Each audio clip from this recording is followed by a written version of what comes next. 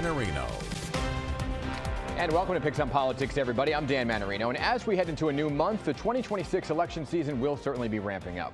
Let's talk about New York's race for governor. It will play out with the entire nation watching. Republicans trying to flip the state red in a year where the party faces an uphill battle in many of the key congressional races. A Marist poll out just this week, though, shows Governor Hochul's lead over her Republican challenger, Nassau County Executive Bruce Blakeman, decreasing a bit, yet it is still significant. Here are the numbers. Hochul leading by 17 points. At one point, that lead was 25 points. It's early, but probably welcome news to the governor's camp is this: her approval rating. Take a look at these numbers, okay? In that same Marist poll, Hochul earned her highest approval rating in 4 years. 46% of New Yorkers actually approving of the job she's doing. That's the highest since October of 2021, although 40% of New Yorkers said they did disapprove. Now, Bruce Blakeman hopes that disapproval rating increases as he goes head-to-head with Governor Hochul in what's expected to be a tense race. And today, Bruce Blakeman is going on the record.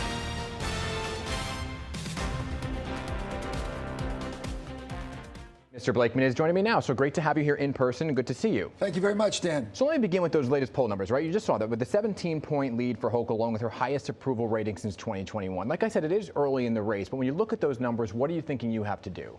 Well, I saw a poll last week that had me 13 behind.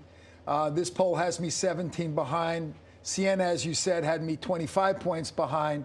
So with every metric that there's out there right now, I'm catching up and catching up fast. People don't know me yet. I just got in the race 6 weeks ago. Yeah. And when they compare my record of cutting taxes, of having the safest county in all of America, of cutting all the red tape for businesses so we created jobs and economic development, we have the lowest poverty rate in the whole state of New York in Nassau County.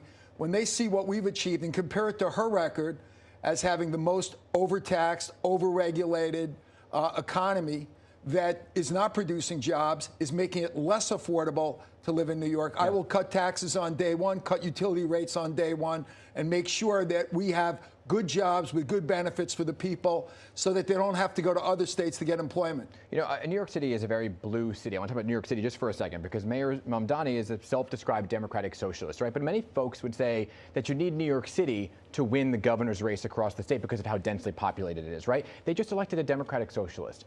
Democrats outweigh Republicans. What makes you think you can convince people who voted for Zohran Mamdani to vote for you?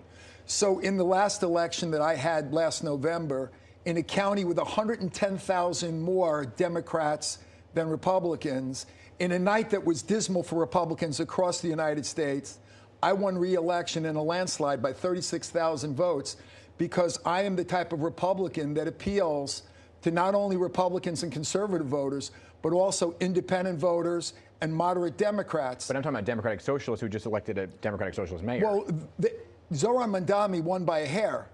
He only got 51% of the vote. So that means 49% of New York City residents were unhappy. And now that he has proposed increasing their property taxes by 9.5%, I would imagine that he's well below 51%.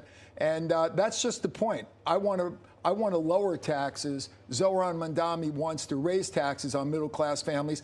Kathy Hochul endorsed him. He endorsed Kathy Hochul. They're in bed together. They're in league together. And I will end that when I become governor. We will make this more affordable. The governor has said, though, she has poured cold water on his plan to raise taxes on the wealthy, on the corporate tax rate. She said absolutely not, which is why he's now looking at this property tax rate. If you were to win, what would you do with taxes? Yeah, Kathy Hochul said no congestion pricing.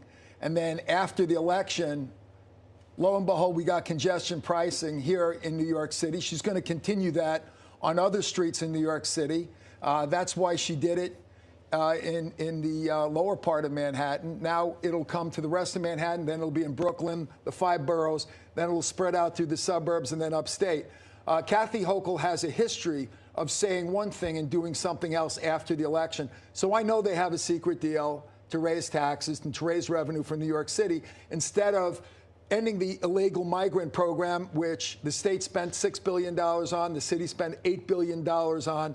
This is money for people who've been here for 15 minutes. This money should be spent on New Yorkers, or at least cut their taxes and give them the money back.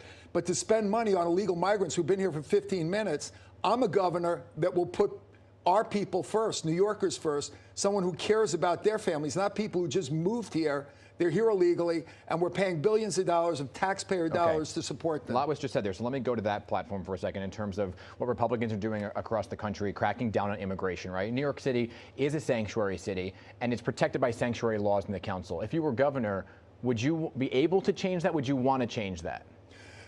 When I become governor, day one, we will no longer be a sanctuary state. But what about New York City? Because they have their own rules.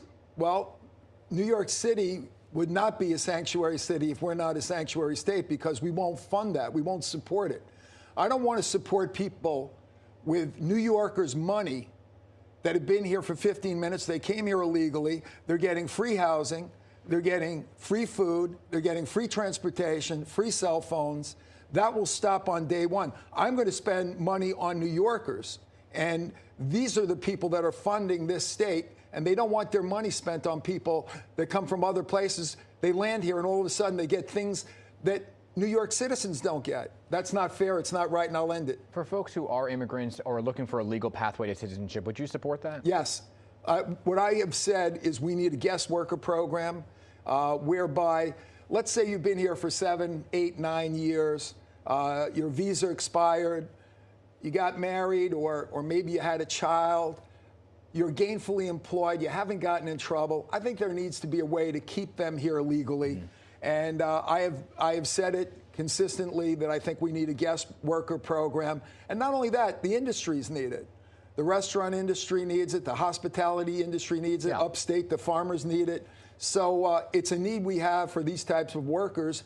And I think it's not compassionate or fair to take people who may have been here 7, 8, 9 years and just rip them out of communities and send them home. I think that if they've stayed out of trouble and they're gainfully employed, then there should be a path to legality. President Trump just gave his State of the Union this week. His approval rating in New York has dropped a bit. Would you describe yourself as a MAGA Republican? I would describe myself as a supporter. I would describe myself as someone who has supported President Trump. I consider him a friend. I consider him a friend of New York. He loves New York. Yeah. He grew up here. He developed a lot of real estate here, did a lot of businesses here. He contributed to the renovation of Woolman Rink when the city of New York couldn't get that done. And he did it in a very, very quick way, in a cost-efficient way. But what I would say is, Kathy Hochul wants to talk about everything other than her record. I'm running against her record, and I'm running on my record. But on President Trump, is there anything you disagree with him on? I disagree with him on a few things, yes. Like what? We don't discuss that in public because he's a friend of mine. Voters would want to know. Well, if I have a disagreement with him, I'll tell him myself. I'll tell him in person, which I do. And we share information. There's things that I do that he disagrees with. Okay. So the fact of the matter is we have a confidential relationship, and we don't talk about those things in public, but I voice my opinion to all my friends in a very, very vocal way when I have a disagreement with them. And you're not going to agree with everything that your wife or your family believes in. Mm-hmm. So, of course, we're going to have disagreements with political allies. Lastly, before we let you go, you put out a post on social media calling out Governor Hochul for mismanaging Medicaid. You said it was fraudulent. Are you saying that if you were governor, you would want to end the Medicaid system? No, not at all. I want it to be more efficient. I want it to work for the people who need the services. Okay. When you have a Medicaid system that's twice as expensive as Florida, think about it. The budget for Medicaid in New York State is twice that of Florida. Florida's got a higher population. You know there's fraud. You know there's waste. You know there's abuse. She said there's not. We know there definitely is, because there's no other reason why it would be twice as expensive than the state of Florida. People aren't sicker in New York than they are in Florida. Yeah.